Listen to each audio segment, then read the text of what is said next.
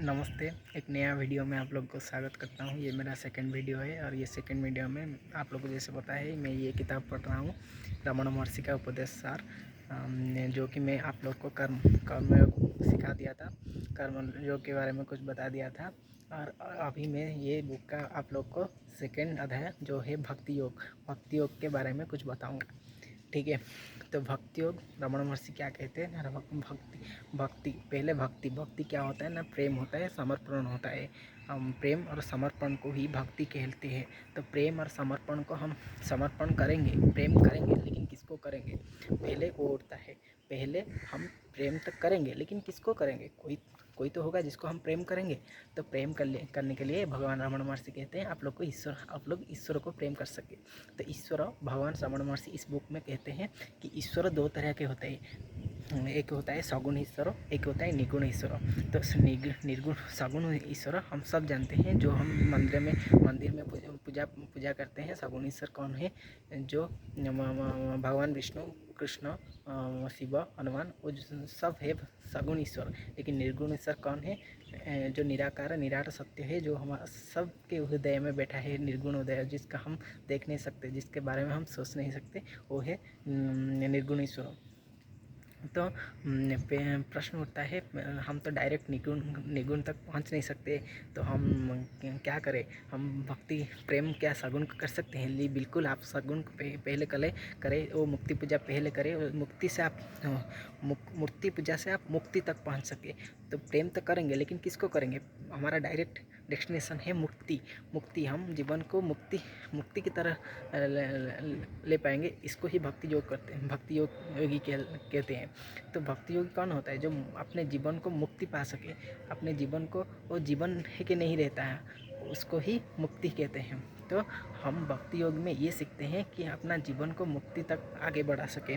तो ये जो भगवान है, निर्गुण भगवान, सगुण भगवान, पहले रमण महर्षि ये कहते हैं आप सगुण भगवान को ही पूछते रहे, उसका जाप करते रहे, उसका नाम जपते रहे जब तक, लेकिन उसमें रहना नहीं है। आपको निर्गुण तक पहुंचना है। सगुण में रह जाएंगे तो मुक्ति नहीं मिल सकता।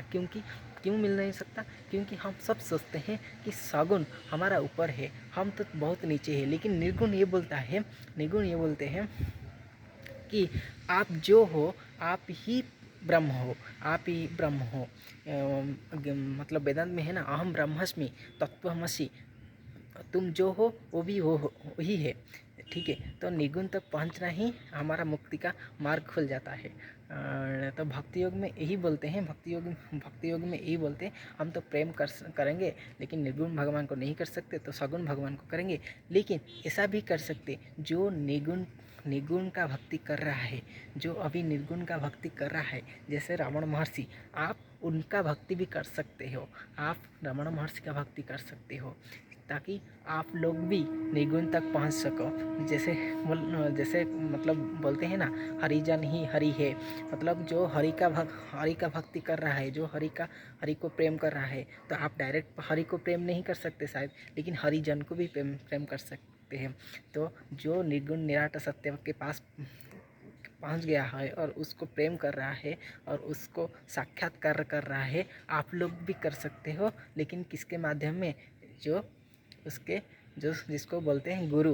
तो पहले गुरु गोविंद एक है, मतलब ऐसा कबीर साहब हमने बोले ना, गोविंद से भी मतलब ज़्यादा हमारे लिए उपयोगी होगा गुरु, ताकि वो गुरु तो वही है जो गोविंद तक पहुंचा सकते।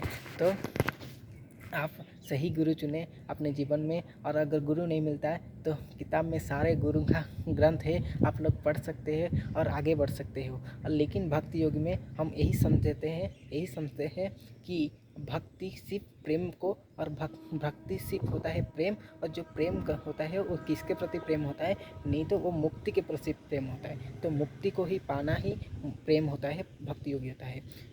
तो भक्ति योग, पहले भक्ति योग आता है, फिर ज्ञान योग आता है। ज्ञान योग में हम ये समझते हैं, जो प्रेम करने में हमको रुकता है, जो बंधन हमारा बीड़ियाँ की तरह हमारा हाथ में बंधा हुआ है, उसको काटना, उसको हटवाना, उसको टूटवाना, टूटाना ही हम हमारा ज्ञान योग होता है। तो हम भक्ति पहले लव्स कम फास्ट, पहले पहले प्रेम आता है, फिर हम जो कुछ तो करते हैं तो पहले अपने जीवन में प्रेम लाइए, और प्रेम किसके लिए किसके प्रति लाइए, वो मुक्ति के प्रति लाइए, तो आप लोग भक्ति योगी कहलाओगे। तो हमारा जीवन क्या है, हम तो एक मतलब ऐसे तो सब आते हैं, मर जाते हैं, खाते पीते मर जाते हैं, लेकिन हम तो हमारा जीवन को कुछ तो बेहतर कर सकते हैं। तो भक्ति योग वही सिखाता है कि प्रेम करना सिखाता है।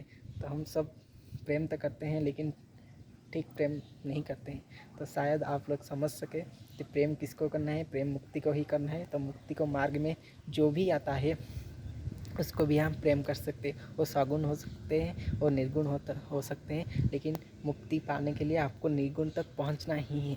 तो निर्गुण तक जो भी पहुंचाए आप उसका भी प्रेम कर सकते हैं। जैसे कबीर साहब हो गए, हमारा रमण महर्षि हो गए, तो जिसको भी आप प्रेम कर सकते हैं आप करें और भक्ति योगी कहलाओगे। तो मैं आप लोगों को नेक्स्ट वीडियो में ज्ञान योग, ध्यान योग, बहुत सारा योग होता है, मैं आप लोगों को सिखाऊंगा।